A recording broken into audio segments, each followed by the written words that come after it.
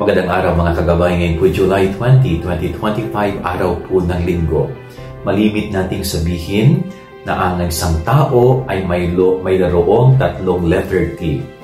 Time, talent, and treasure na pwede nating gamitin at i-share sa ating kapwa.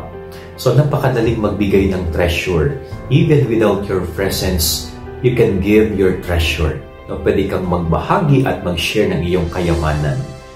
Napakadali ring i-share ang talent natin, no?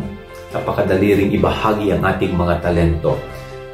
Pero kung minsan yung time na sinasabi natin, dahil nga sa sobrang busy natin, ay limited yung ating pwedeng ibigay. At alam po ninyo, ito yung paalala sa atin ng Ebanghelyo ngayon. No, si Marta, Maria, magkapatid na dinalaw ng ating Panginoon. At nung ang Panginoon ay nasa kanilang tahanan, itong si Marta ay masyadong naging busy sa kanyang talento, sa pagluluto at paghahanda.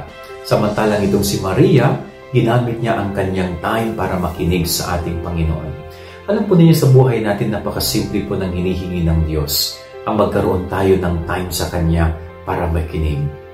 No, hindi mahalaga hindi ganun ka-priority yung talent, yung treasure pagdating sa Diyos. Kung ang mahalaga sa Kanya is magkaroon tayo ng time na uupo sa Kanyang tabi at makikinig sa Kanyang sinasabi. Sapagkat pag nagawa natin yon, it's more than a treasure, it's more than a talent, no? Kundi grasya na tayo nakapakinig sa mga sinasabi ni Jesus. Yan ang ating gabay aral ngayong maghapon. God bless po sa inyo lahat. Pagpalain kayo ng Panginoon.